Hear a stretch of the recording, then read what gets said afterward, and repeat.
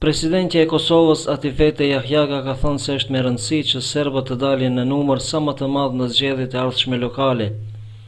Jahjaga në një intervistë për radio-televizionin e Vojvodinës tha se qytetarët kështu do të kontribuojnë në ndërtimin e një shoqërie demokratike në Kosovë.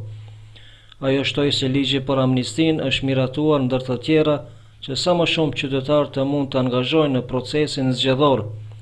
Fjala është për kthim të besimit dhe një lloj të pajtimit politik, theksoi Jahjaga.